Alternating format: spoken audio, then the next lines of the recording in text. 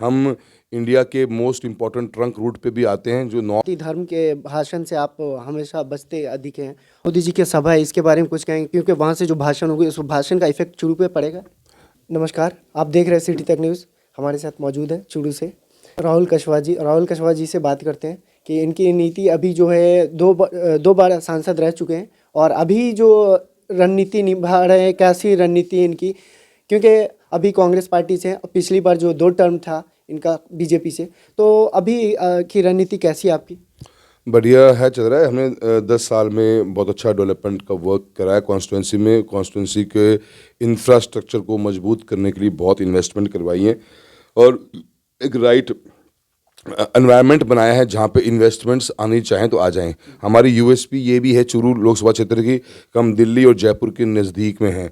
हम इंडिया के most important trunk root पे भी आते हैं जो नॉर्थ साउथ चलता है, हरियाणा से लेकर हमारा मुंबई या मुंद्रा पोर्ट पे जो रूट जाता है उस पर हमारा कॉन्स्टिट्यूंसी पड़ती है। तो अच्छे इन्वेस्टमेंट अगर आप रोड्स पे रेलवे में इन्वेस्टमेंट करोगे तो अच्छे फ्यूचर में इन्वेस्टमेंट्स आने की उम्मीद भी है। इसी को लेकर हम डेवलपमेंट करते हुए आगे बढ़े हैं। भाईचारा बना के रखा है पब्लिकली, कभी भी किसी को बारे में अपशब्द कहते नहीं हैं और पब्लिक रीच हमारी बहुत स्ट्रांग रही है। मेरी फैमिली की भी और father as a member of parliament की, हमारा connect with the people is very strong. तो उसके कारण हमें लगता है कि द बैग इज़ फुल।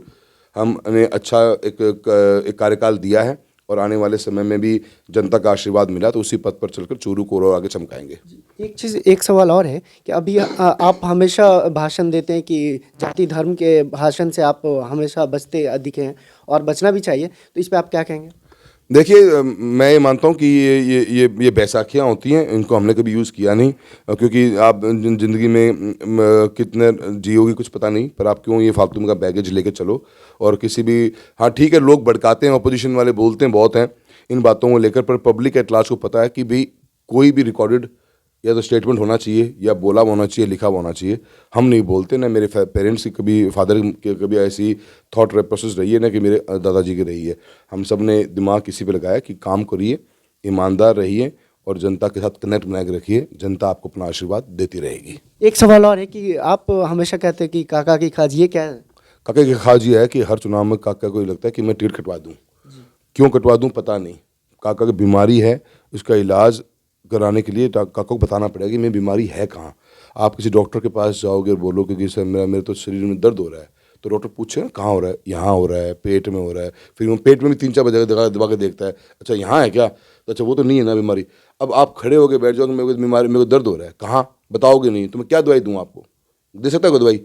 तो काका की तो प्रॉब्लम यही है कि बीमारी बताना नहीं और हर इलेक्शन के अंदर टिकट काट दो, टिकट काट दो, टिकट काट दो। तो काका की खाज होगी किस्म से, इस खाज ने जनता मिटाएगी। आने वाली इस 19 तारीख को परमानेंट मिट जाएगी, फिर काका भी रिलैक्स हो जाएंगे और जनता भी रिलैक्स हो जाएगी। युवा के लिए कोई संदेश देना चाहेंगे? मैं यूथ से ये कहना चाहूँगा कि अपनी पॉपुलेशन है वो यंग यूथ की बहुत ज़्यादा है और आप आज के तारीख में बड़े इन्फॉर्म्ड हो, एजुकेटेड हो, आप पॉलिटिकली भी बहुत नॉलेज बच्चों को हो चुकी है थ्रू सोशल मीडिया। मैं इतना कहना चाहूँगा, राइट पाथ पे चल रहे हैं, आपका डेवलपमेंट कॉन्स्टिट्यूंसी में लेके आ रहे हैं, एजुकेशन पे पूरा फोकस है। कोशिश यही है कि वो बच्चा आखिरी जो उस ढाणी में बैठा हुआ है, गांव में बैठा हुआ है, उसको भी अच्छी कंप्यूटर की एजुकेशन मिले, अच्छी उसके पास खेलों की व्यवस्था हो, उस स्ट्रक्चर को मजबूत करने में लगे हुए हैं। हम सब में काबिलियत है, बस मौका की बात है। अगर आपके सांसद के रूप में हम एक मौका देने की कोशिश कर रहे हैं, उम्मीद करते हैं आपकी लाइफ में भी इम्प्रूवमेंट आएगा। आने वाली इस 19 तारीख को आप हमारा समर्थन करिए और बैलेट नंबर 3 के ऊपर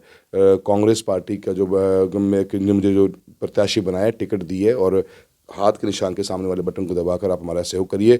हम आपको पूरा विश्वास दिलाते हैं कि आपकी एजुकेशन के लिए, आपके डेवलपमेंट के लिए, आपकी स्पोर्ट्स फैसिलिटी के लिए पहले भी बहुत काम कराएं, आगे भी काम कराते रहेंगे। 5 अप्रैल को मोदी जी की सभा है, इसके बारे में कुछ कहेंगे क्योंकि वहाँ से जो भाषण होगी उस भाषण का इफेक्ट चुरू पे पड़ेगा?